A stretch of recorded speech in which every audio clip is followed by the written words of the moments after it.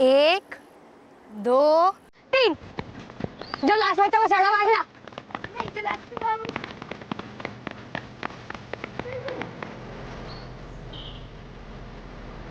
हमें दौड़ लगाना पसंद था। हम स्कूल से घर रोज दौड़ते, रेस करते।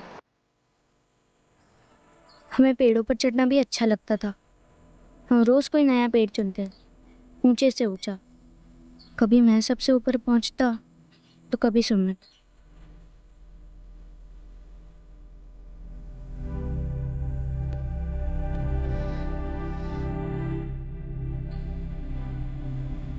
दिनेश जी आए थे आज सुमित की शिकायत लेकर। क्यों भाई सुमित, क्या किया तूने? कुछ नहीं पापा, मयंक और मैंने उसके आम तोड़े, बहुत पीते थे आम। एक लाफा मारूंगी।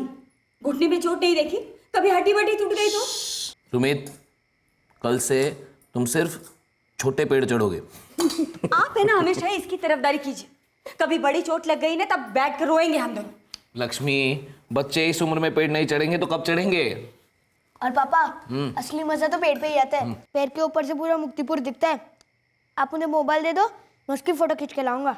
अब ये इसका नया आया, कुछ देखा आपने? हाँ, देखा कि नहीं? अरे मयंक का पैर मुड़ तक नहीं रहा है। मयंक बेटा, ये पेड़ वेड़ चढ़ना मजाक नहीं है, समझा? अरे मैं क्या बाजार से खरीद के आम नहीं लाती घर में?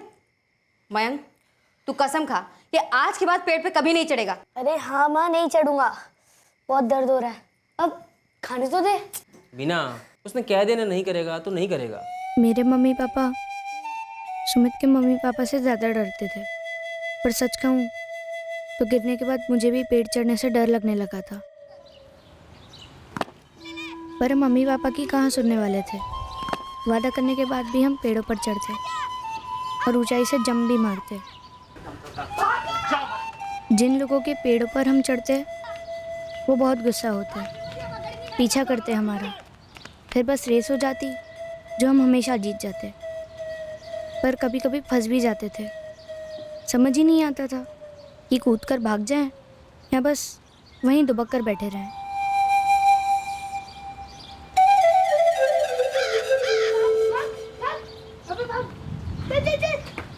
ऐसे बहुत लोग थे जो हमसे गुस्सा थे, लेकिन हमें पसंद करने वाले भी बहुत थे गांव में, जो हमारे साथ खुद बच्चे बन जाते, मस्ती करते। मयंक, सुमित, आजा। पर हम कभी सोच भी नहीं सकते थे कि कोई हम दोनों से इतना नाराज़ होगा, हमसे इतनी नफरत करेगा।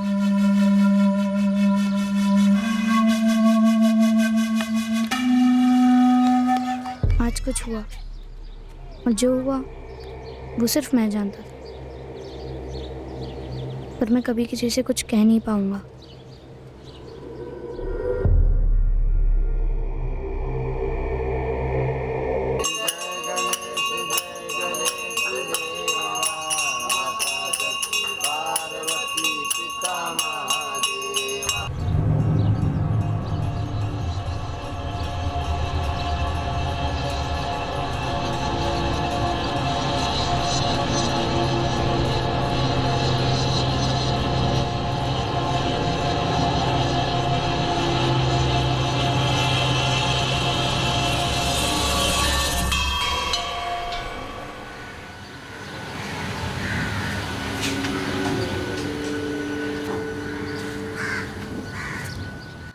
अरे सुमित नहीं आया अभी तक, थोड़ी देर में रात हो जाएगी। जाइए ना, ले आइए उसे। खेल रहा होगा अपने दोस्तों के साथ, आ जाएगा।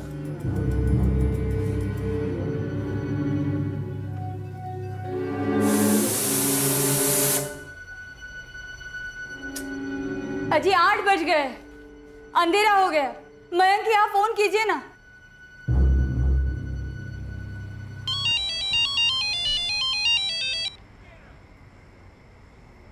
हाँ जी, तू बोल। अरे हरीश, सुमित तुम्हारे घर पे है क्या? नहीं तो मयंक घर पे पहुंच गया? हाँ, वो तो 1 घंटे पहले घर पहुंच गया। बस थोड़ा सा बुखार चढ़ा है उसे। ठीक है।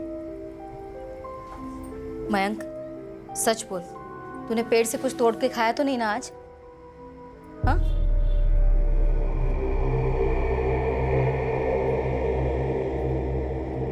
अकेला सुमित ही चढ़ा होगा पेड़ पर। मयंक के यहाँ से तो डांट मिली होगी, इसलिए उसने चढ़ना बंद कर दिया।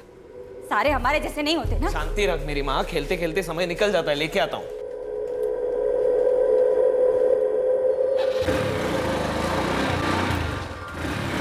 जीतू भैया, जीतू भैया रुके। क्या हुआ? मंदिर से जो थोड़ी दूर पेड़ है, आपका सुमित उस पेड़ से गिर गया, तो बुरी तरह जख्मी हुआ है। मैं कह रही थी आपको चिल्ला के उसे मत चढ़ाओ, लेकिन आपने नहीं सुना। पता नहीं मेरे बच्चे को क्या हुआ हो। क्या हुआ ये, कैसे हुआ ये? मैं चारा लेने आई थी, ये पेड़ के नीचे बेहोश गिरा था।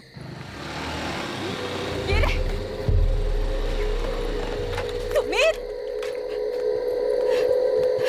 सुमित, क्या हुआ? देखो सुमित, सुमित, सुमित, सुमित,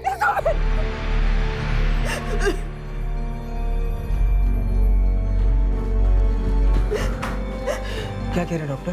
पता नहीं, अंदर है। तो अच्छा हुआ पुष्पा ने देख लिया, पता नहीं कितनी देर पड़ा था वहां पेड़ के नीचे। डॉक्टर साहब, कैसा है सुमित? कैसे गिरा पेड़ से? कैसे गिरा मतलब क्या है?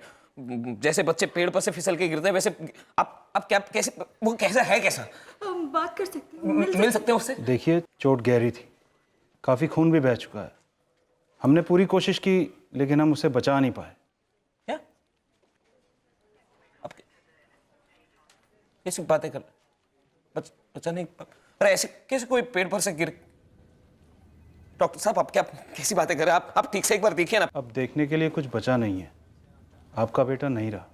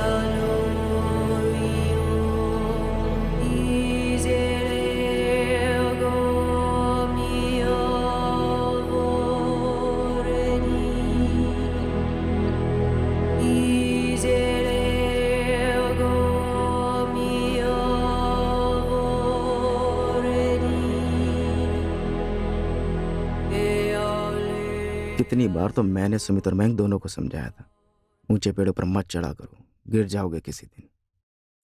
और बच्चे सुनते भी हैं कभी किसी का? जो मन में आया किया और वक्त मनमानी। हरीश भाई कह रहे थे कि उनका बेटा जो मयंक है उसने तो पेड़ पे चढ़ना बंद कर दिया था। मुझे लगता है कि सुमित अकेला चढ़ा होगा पेड़ पर। भाग्य का खेल है सारा। लेकिन रामचरण जी, सुमित को मैंने कई बार चढ़ते हुए देखा है, इससे भी बड़े बड़े पेड़ों पे। बंदर था बंदर, ये भला कैसे गिर गया? अजीब है। अरे भाई गिरीश, क्या अजीब है? अच्छे फिसल जाते हैं। पेड़ की डालियां भी गीली पड़ी हुई हैं। ये तो बालक था। इतनी महंगी पड़ गई ये लापरवाही।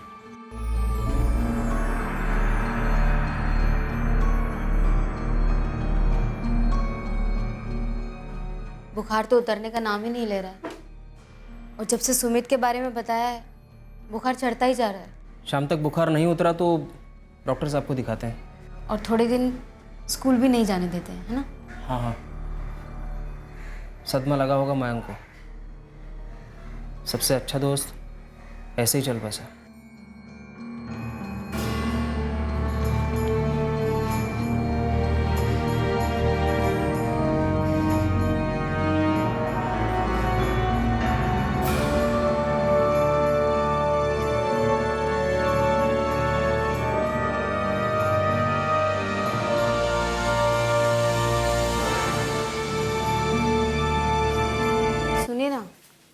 वो मयंक कह रहा है कि उसको सगाई में नहीं आना है।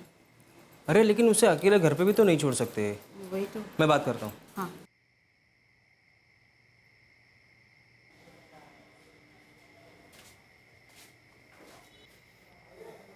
मयंक, जानता हूँ बेटा, आसान नहीं है भुलाना, लेकिन बड़ा होना तो इसी को कहते हैं ना। और तेरे बाकी के दोस्त भी तो होंगे वहाँ पर, तेरा मन बहल जाएगा। बहादुर बेटा है ना मेरा। चल तैयार हो जा, मैं तेरे नए कपड़े निकालता हूँ अलमारी से। चल।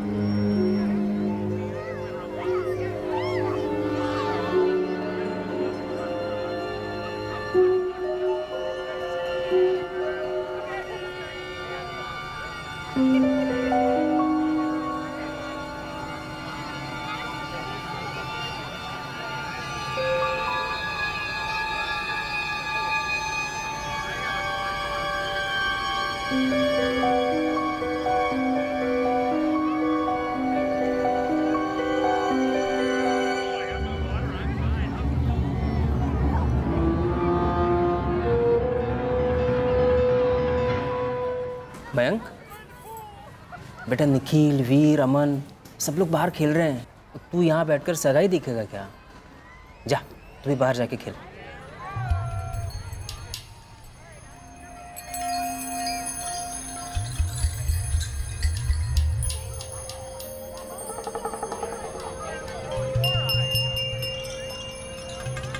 जो पहले बॉल छोड़ेगा वो मुर्गा बनेगा। ठीक है, आजा मयंक, खेलते हैं।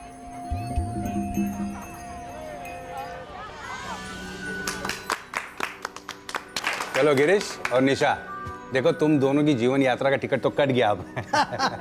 अब रमन जी और सतपाल जी, देखिए जल्द से जल्द इनकी शादी का मुहूर्त निकाल के भेज देते हैं इन्हें सुखद यात्रा पर। बिल्कुल रामचरण जी, बिल्कुल, पर पहले आज का भोजन तो कर लें।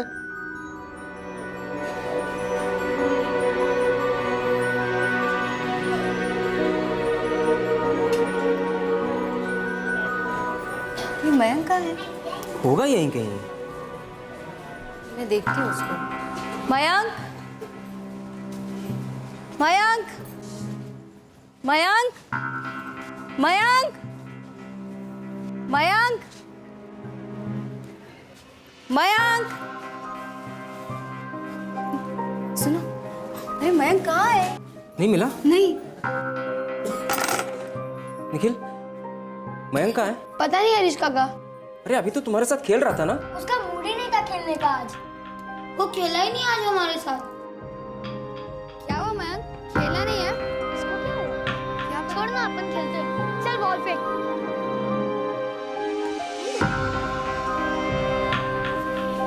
नेहा, बेटा मयंक भैया को देखा क्या? नहीं देखा। क्या हुआ? जी वो हमारा मयंक पता नहीं मिल नहीं रहा। हाँ, अरे यहीं कहीं होगा। अरे नहीं है, मैंने सब दूर देखा, कहीं पे भी नहीं है। आप में से किसी ने देखा क्या हमारे मयंक को? बेटा आपने देखा क्या? हाँ, बाहर खेल रहा होगा। परेशान मत हो, यहीं कहीं होगा, देखते हैं।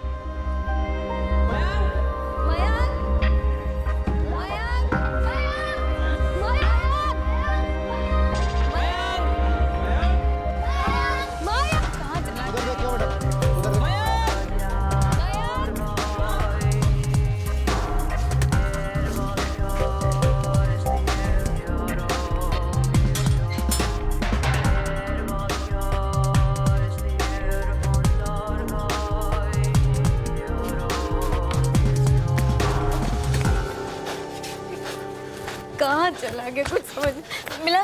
कुछ पता चला? मेरा मयंक तो घर पे भी नहीं है, घर पे तो ताला लगा है। इसे कैसे कहीं ला सकता है? बिना शांति रख, गांव वाले ढूंढ रहे ना, मिल जाएगा। अरे पर अभी तो यही बच्चों के साथ खेल रहा था ना, कहाँ चला गया? उसको ढूंढो ना।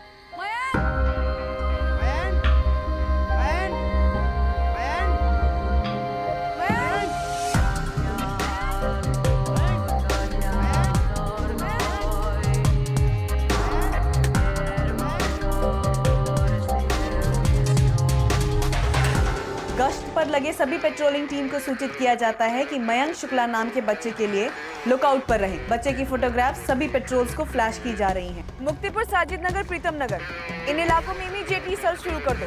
बच्चा 9 साल का है, मयंक शुक्ला नाम है, कम्युनिटी हॉल से गायब हुआ है। बच्चे की फोटो सभी टीम को डिस्पैच की जा चुकी है।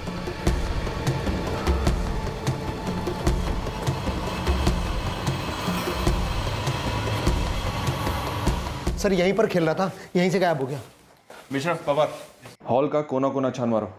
हरीश जी, बीना जी, हम कोई कसर नहीं छोड़ रहे हैं। पूरा इलाका रेड अलर्ट पर है आपके बेटे के लिए। सर, हमारा मयंक हॉल छोड़कर अकेले यूं कहीं नहीं जा सकता।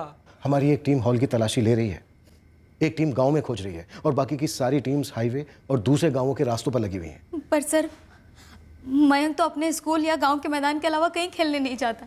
अकेले खुद से तो कहीं नहीं जाता, आज तक कभी नहीं गया है। हम उसे ढूंढ लेंगे बीना जी। आप दोनों ने तुरंत यहां आकर बहुत सही काम किया है। मयंक, मयंक, मयंक, मयंक।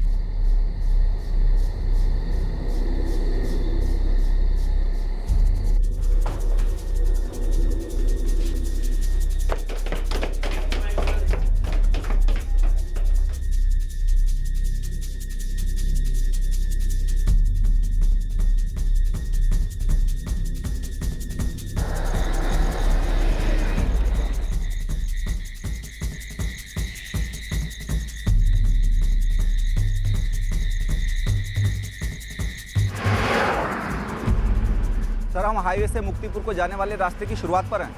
अभी तक यहाँ कोई मूवमेंट दिखी नहीं है सर। एक टीम को गांव के अंदर की तरफ भेजो पांडे, डबल चेकिंग होगी, सख्त वाली।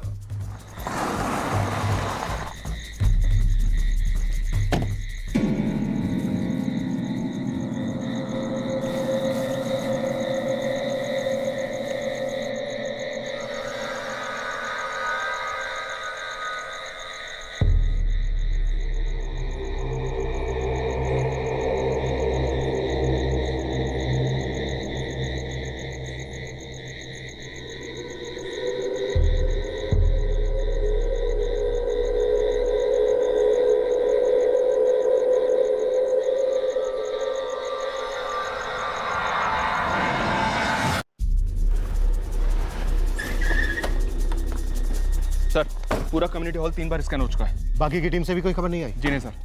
सर, बच्चा अगर जबरदस्ती उठाया जाता तो वो शोर मचाता, बाकी के बच्चे भी इस बात को नोटिस करते। मुझे लगता है सर, बच्चा सगाई में आए किसी जान पहचान वाले के साथ गया होगा। अनिल, बच्चे को गायब हुए अभी 2 घंटे भी नहीं हुए। हमें सुपर फास्ट मूव करना होगा, इससे पहले कि माजरा सीरियस हो जाए।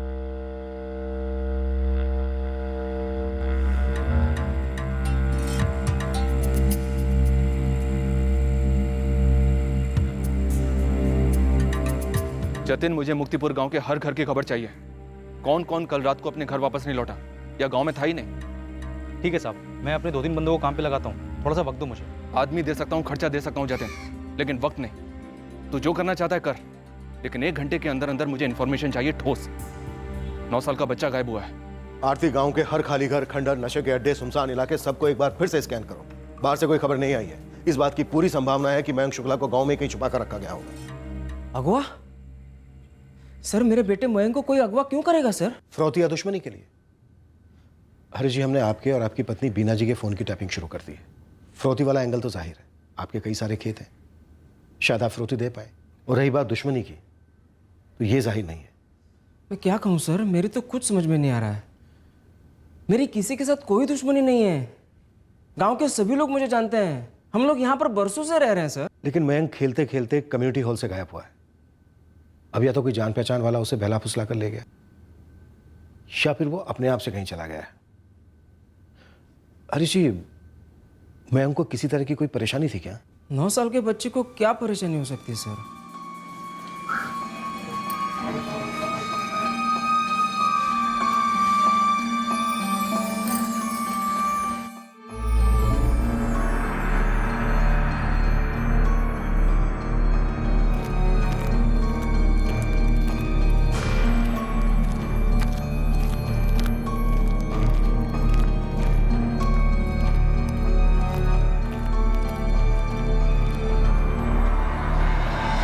हमने तो नौता पूरे गांव को दिया था।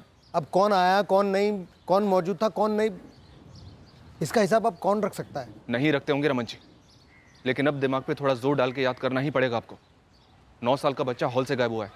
मामला काफ़ी संगीन है। उसके अपने आप से कहीं भी जाने के चांसेस काफ़ी कम है। हो सकता है कि आपके ही गांव का कोई जान पहचान वाला उसे अपने साथ बहला फुसला कर ले गया। रमन जी, आपको अपने मेहमानों की लिस्ट बनानी ही पड़ेगी, कुछ भी कीजिए।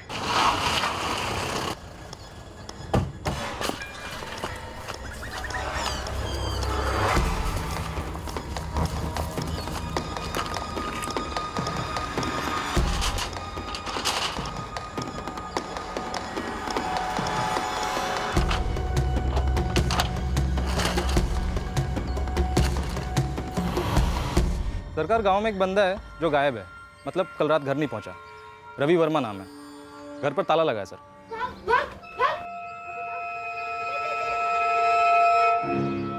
फोन नंबर निकलवाया इस रवि वर्मा का? सर, मैंने मैसेज किया है आपको। इसकी पड़ोसन बता रही थी कि इस रवि वर्मा की जो बीवी है ना, उसका मायका प्रीतम नगर में है। फोन मत करना, सीधे प्रीतम नगर से उठाओ। सरप्राइज देते हैं इस रवि वर्मा को। पांडे को बोलो कि एक टीम लेकर उसके गांव के घर पर जाए, ताला तोड़े, तलाशी ले। पता चला वहीं बंदी बनाकर रखा है बच्चे को।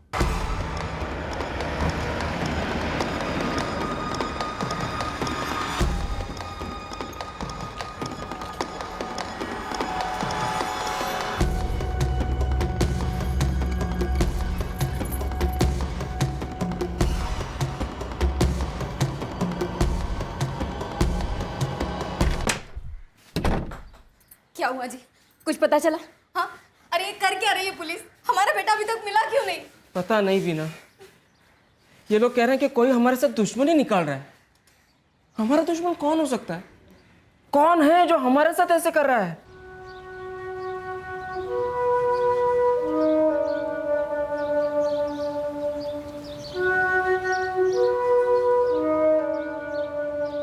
आप सब लोग जब मयंक को ढूंढ रहे थे तो ये नारायण गुप्ता कहाँ था?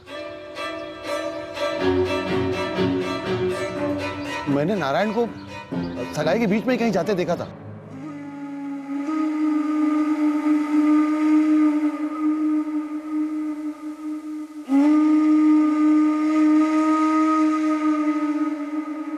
नरेश, तूने याद दिलाया तो मुझे याद आ रहा है, कल जब हम लोग मयंक को ढूंढ रहे थे तो नारायण तो था ही नहीं। हाँ, बात तो सही है। मैंने इसलिए पूछा क्योंकि जब मैं काम से घर लौट रहा था तब नारायण कहीं जा रहा था।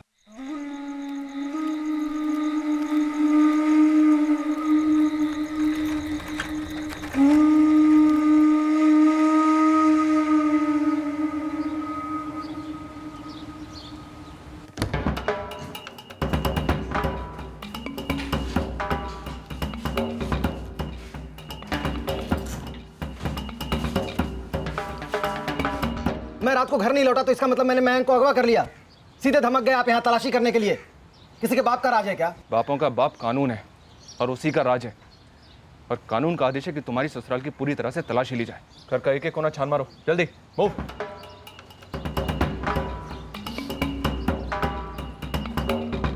रिप्स साहब, ये अंदर ये हो क्या रहा है? भैया, ये पुलिस वाले पगला गए हैं।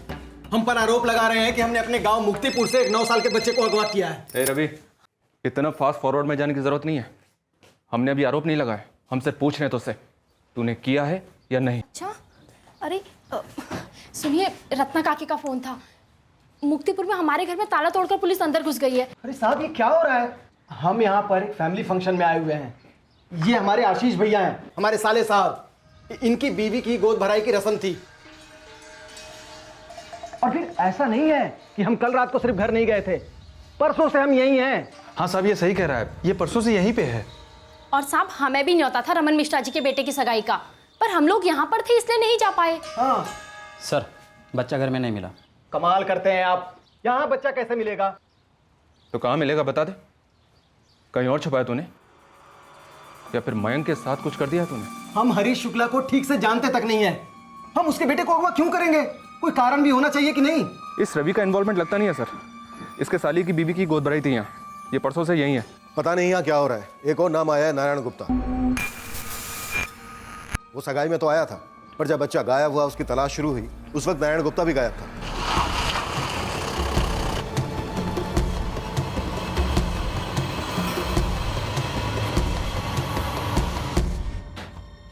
ये क्या चल रहा है? आप लोग एक मिनट। नारायण गुप्ता, आपको हमारे साथ चलना होगा। पर क्यों?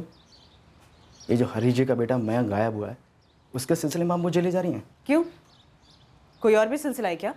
अजी, मयंक को गायब करने में मेरा क्या हाथ हो सकता है? तुम्हारा क्या हाथ हो सकता है ये पता लगाने में हमारा हाथ जरूर होगा। फिलहाल तुम्हें चलना होगा।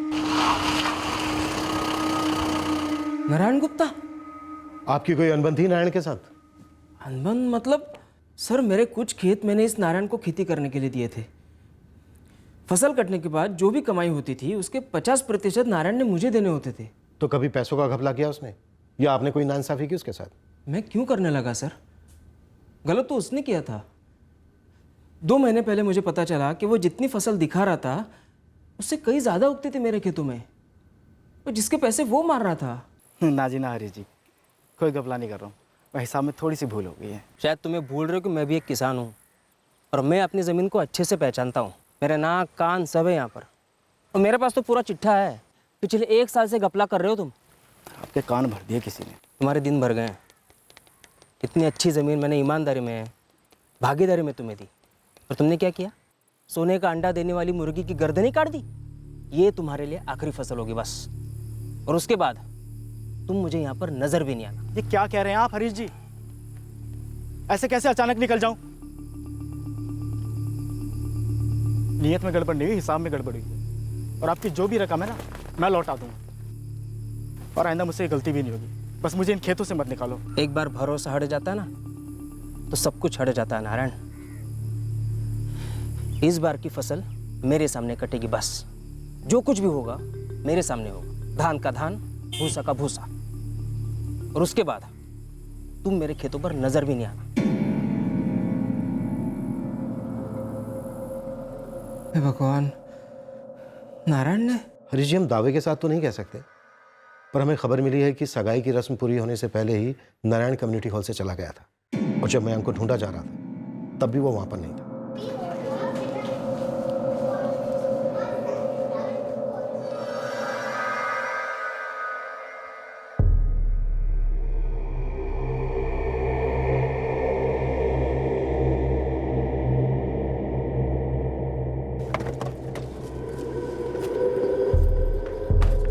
मैडम जी, पूरा घर तो उधेड़ ही दिया है, अब कैसे पूछताछ? सगाई के दिन तू कहा था नारायण?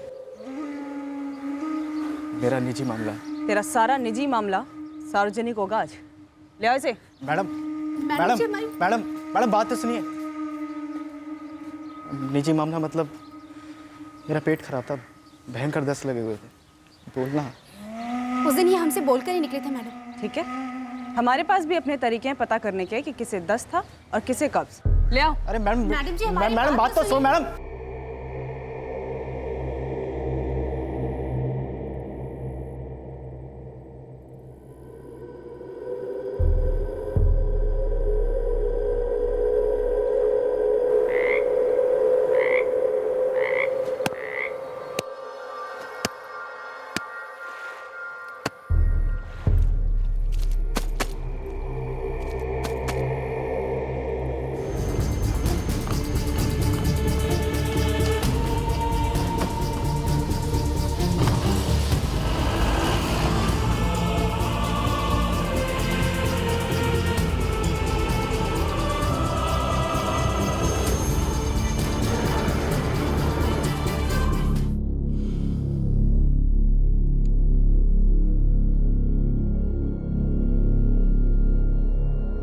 लगता है सर को किसी चीज़ से बार बार टकराया गया, शायद किसी पेड़ से, क्योंकि स्कल से पेड़ के तने की छाल के पीसेस पाए गए हैं। सीवियर हैमरेज है और स्कल में मल्टीपल फ्रैक्चर्स भी। कल रात करीब 9:30 बजे के आसपास ये बच्चा मिसिंग हुआ था। मर्डर को लगभग 18 घंटे हो चुके हैं। मतलब अगवा किया और तुरंत मार डाला होगा। लेकिन वेन्यू से अगवा होते वक्त बच्चे ने शोर नहीं मचाया। एक और बात इंस्पेक्टर, जो कि शॉकिंग है। क्या डॉक्टर? बच्चे का रेप हुआ इंस्पेक्टर, सोडोमी। भयंकर असॉल्ट रहा है। आप देख सकते हैं बच्चे की पैंट पर खून के धब्बे हैं, लेकिन सीमेंट का कोई नामो निशान नहीं। शायद पानी में धुल गए होंगे। इतने छोटे मासूम बच्चे के साथ ऐसी हवानियत।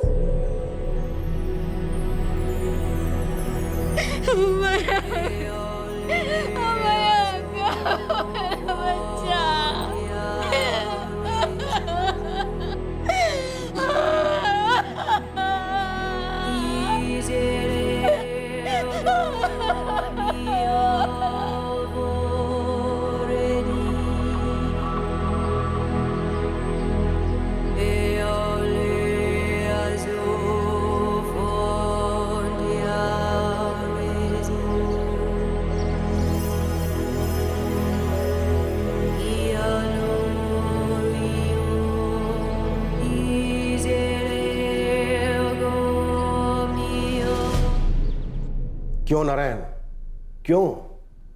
सिर्फ इसलिए कि हरीश ने तुझे अपने खेतों की दी लीज खारिज कर दी थी? इस गुस्से का बदला तूने इस तरह से उसके बच्चे से निकाला?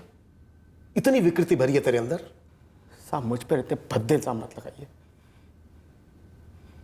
साहब। मेरा जो गुस्सा था हरीश शुक्ला पे था, और ये मयंक बच्चा था, मैं उसका तो ऐसा नहीं कर सकता। आप देखिए, मैं आपको मानसिक विकृति का आदमी लगता हूँ? किसी के चेहरे पे लिखा होता है क्या कि वो क्या है? और तेरे पास कहीं लिखित में है, कोई सर्टिफिकेट है कि तू हरीश का गुस्सा उसके बच्चे से नहीं निकाल सकता? सच बोल कि कम्युनिटी हॉल के बाहर से तू हरीश के बच्चे को बेला फुसला कर कहाँ लेकर गया था? वो कौन सी जगह है जहां पर तूने उसके साथ रेप किया और उसके बाद उसे मार डाला? अब मैं भगवान कसम खा के कह रहा हूं, मैं ऐसा नहीं कर सकता। मैं नहीं कर सकता ऐसा। सर, एक मिनट। सर, ये जतिन खबरी ने मयंक के अंतिम संस्कार के दौरान कुछ सुना जो बहुत ही अजीब था और शॉकिंग भी। क्या? सर, 3 हफ्ते पहले इसी गांव में एक दूसरे बच्चे की मौत हुई थी। सुमित राठौर नाम था बच्चे का। मयंक का बहुत अच्छा दोस्त था ये सुमित। सरकार, मैडम ने मेरी ड्यूटी क्रियाक्रम पे लगाई थी। वहाँ मैंने लोगों को खुशबुसाते हुए सुना कि कैसे 3 हफ्तों के अंदर मौत ने 2 जिगरी दोस्तों को मिला दिया। ये सुमित कैसे मरा था? सरकार, लोग तो बोल रहे हैं कि गांव के मंदिर के थोड़ी दूर पे एक बड़ा सा पेड़ है। 5 जून को ये सुमित वहाँ से गिर के मर गया।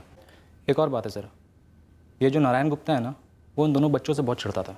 क्यों? सर, ये दोनों बच्चे मयंक और सुमित गाँव के अलग अलग लोगों के पेड़ पर चढ़ के फल तोड़ते थे। वो उससे बर्दाश्त नहीं होता था, बहुत चिढ़ता था उनसे। और सुमित पेड़ से गिरता है और उसकी मौत हो जाती?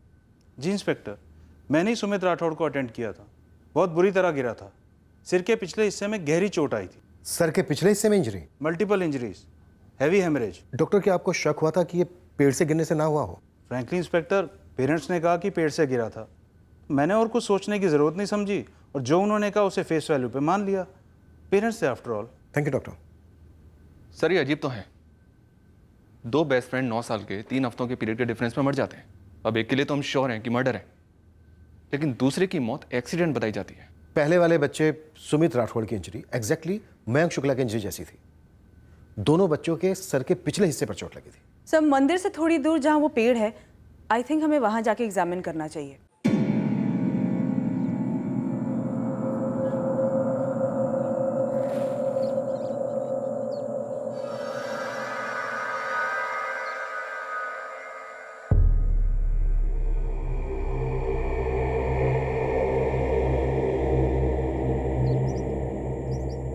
हमारे गांव की ही है पुष्पा। अक्सर अपनी चारे की गठरियाँ यहाँ पेड़ के नीचे रखती है वो। उस रोज़ दिन ढलने के बाद वो अपनी चारे की गठरियाँ लेने आई थी गाय को देने के लिए। उसने देखा कि सुमित यहाँ ज़मीन पे पड़ा था और खून बह रहा था। सर, 3 हफ्ते हो चुके हैं। अगर कोई एविडेंस होगा भी तो शायद अब तक खत्म हो गया होगा।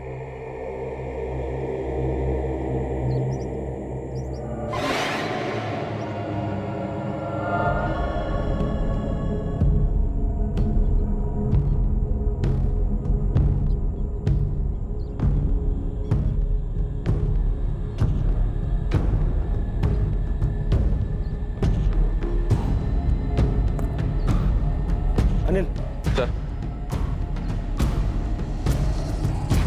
ये खून हो सकता है क्या? पॉसिबिलिटी है सर। सर, ये खून है, सूखा हुआ है पर डेफिनेटली खून है। हेडक्वार्टर से फॉरेंसिक टीम को बुलाओ तुरंत। Right sir.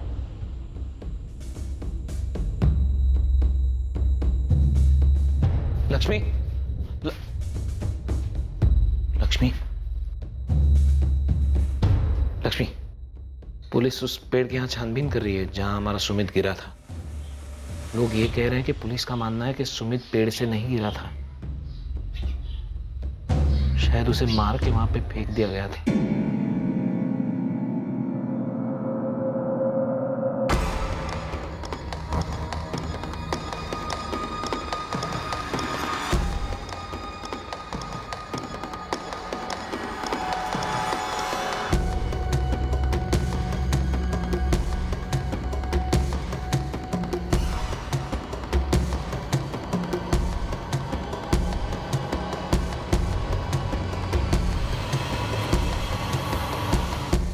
खून ही है इंस्पेक्टर, लेकिन ये खून सुमित राठौड़ का ही है ये जानने के लिए हमें उसका ब्लड ग्रुप और हेयर सैंपल ये दोनों चाहिए।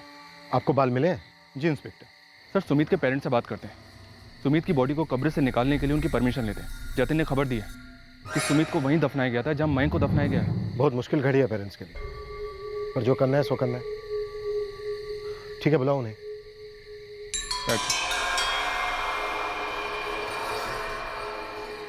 हम पहले से बहुत टूट चुके हैं, अब ये सब क्यों? ताजा जख्म क्यों कुरेद रहे हैं आप? आपके बेटे सुमित का सबसे करीबी दोस्त मयंक आपके बेटे की मौत से ठीक 3 हफ्ते बाद मारा गया है, और उस बच्चे का सिर्फ कत्ल नहीं हुआ है, बल्कि उसके साथ भयंकर बलात्कार भी हुआ है। मेरा सुमित वहां सोया हुआ है, उसे कोई हाथ नहीं लगाएगा। लक्ष्मी जी, एक सस्पेक्ट हमारी हिरासत में है। पिछले 2 दिनों से उसे पूछताछ चल रही है। इससे हमेशा डर लगा रहता था कि शायद किसी दिन हमारा सुमित पेड़ से गिर जाएगा और उसे बहुत गहरी चोट पहुंचेगी। देखिए, हमें शक है, शक क्या लगभग हमें यकीन है कि आपका बेटा सुमित पेड़ से गिरकर नहीं मरा है। आपका शक या यकीन मेरे बेटे सुमित को वापस जिंदा कर सकता है? जी नहीं लक्ष्मी जी, पर जरा सोचिए, अगर आपके बेटे सुमित के साथ भी वही हुआ है जो मयंक के साथ हुआ है, और आपके बेटे सुमित का गुनहगार भी वही विकृत इंसान है, तो क्या आप नहीं चाहेंगे कि उसे सजा हो? पेड़ के तने से मिले ड्राई ब्लड के सैंपल का ब्लड ग्रुप सुमित के ब्लड ग्रुप से मैच हो गया है इंस्पेक्टर। अब हम ये सेफली कंक्लूड कर सकते हैं कि उसका मर्डर हुआ है। सुमित पेड़ से गिर के नहीं मरा। एक बार उसके हेयर सैंपल्स आते ही हम इस रिपोर्ट को सील कर देंगे।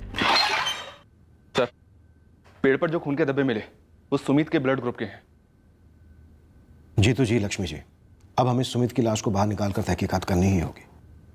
आपको जो सुमित के पेड़ से गिरने वाली बात बताई गई, या तो किसी ने सरासर झूठ बोला है, या फिर शायद किसी ने ठीक से देखा नहीं होगा जब यह हुआ होगा।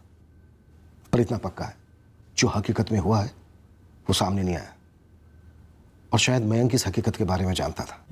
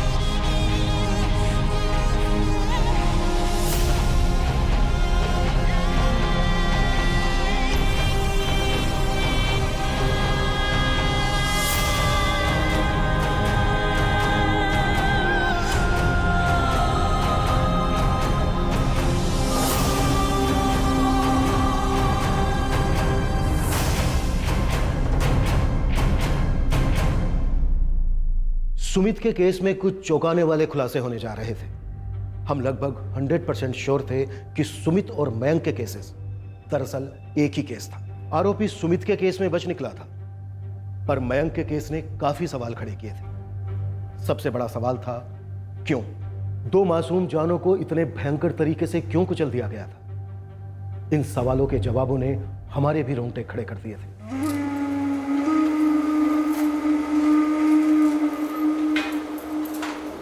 जब इस बच्चे सुमित की लाश को गांव के अस्पताल लाया गया था, तब अगर पोस्टमार्टम किया होता तो ये केस कुछ अलग ही होता। सुमित का मर्डर हुआ था? Yes inspector. जिस तरह से स्कल में मल्टीपल फ्रैक्चर्स आए, वो पेड़ से एक बार गिर के होना लगभग नामुमकिन है। ऐसा लगता है किसी ने उसके सर को काफ़ी फोर्स के साथ बार बार पेड़ के तने से टकराया। क्योंकि सुमित का पोस्टमार्टम नहीं हुआ था, इसलिए एक इंपॉर्टेंट डिटेल सामने नहीं आई। सुमित का भी रेप हुआ था, ब्रूटल सोडोमी। तो अब पूरी पॉसिबिलिटी है कि सुमित का भी रेप और मर्डर हुआ, ठीक वैसे ही जैसे मयंक का हुआ। यस, सेफली कंक्लूड कर सकते हैं। फिर भी मैंने हेयर सैंपल्स को मैचिंग के लिए फॉरेंसिक भेज दिया है, पर यह महज एक फॉर्मेलिटी है। जिस किसी ने भी ये काम किया है वो बहुत ही विकृत मानसिकता का इंसान है। I am so sorry inspector, पर उस दिन इमरजेंसी थी जब वो लोग सुमित को लेकर हॉस्पिटल आए। बच्चे के पेरेंट्स ने क्लियरली कहा कि वो पेड़ से गिरा था। लेकिन पेड़ से गिरना भी एक एक्सीडेंटल डेथ केस है। पुलिस को इन्फॉर्म करना आपकी ड्यूटी बनती थी। अगर तभी पोस्टमार्टम हुआ होता तो ये भयानक कांड बहुत पहले सामने आ गया होता और मयंक के साथ हुए हादसे को रोका जा सकता था। मैं सच में बहुत शर्मिंदा हूं सर। पहले सुमित, फिर मयंक। अब क्या बहाना है तेरा? साहब मैं कबूल करता हूँ साहब। मैं एक जुर्म कबूल करता हूँ साहब। मैंने हरीश के खेतों की उपज में हेरा फेरी की थी।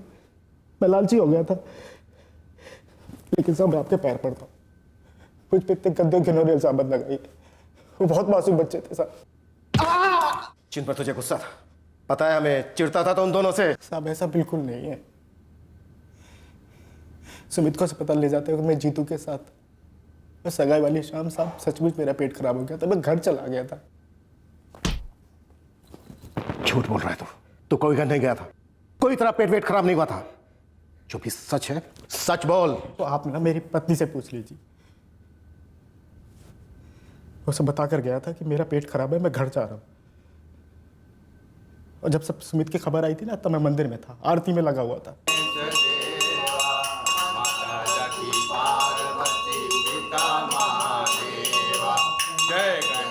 मैडम, मैं और मेरे पति हम दोनों उस दिन आरती में थे जब पुष्पा दौड़ी दौड़ी आई और उसने कहा सुमित पेट से गिर पड़ा है। और उस दिन 26 तारीख को भी सगाई के वक्त मेरे पति के पेट में दर्द हो रहा था, उन्हें दस्त लगे थे।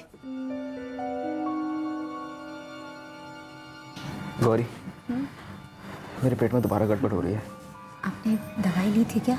दवाई ली थी, उसके बावजूद हो रही है। मैं घर जा रहा हूँ। जब मैं हॉल से बाहर निकला था तब मैंने मयंक को देखा था, बैठा हुआ था गुमसुम।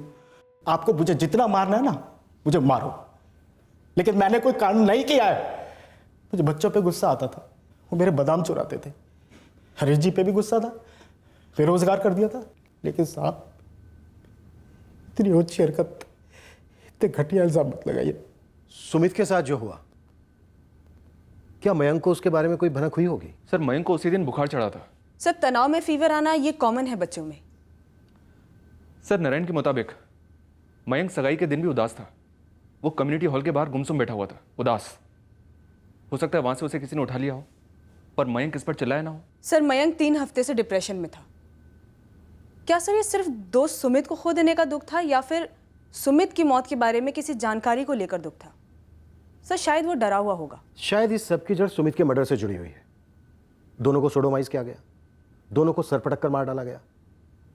एक बेहद विकृत और सड़ा हुआ दिमाग ही ऐसी हरकत कर सकता है। विकृत बर्ताव का एक एक्सट्रीम एग्जाम्पल इंस्पेक्टर। इस केस में 3 पॉसिबिलिटीज़ हैं। पहली ये, या तो ये आदमी अपने अंदर बच्चों के प्रति एक भयंकर हीन भावना पालता था और उन्हें दर्द देकर उसे एक विकृत सुकून मिला होगा।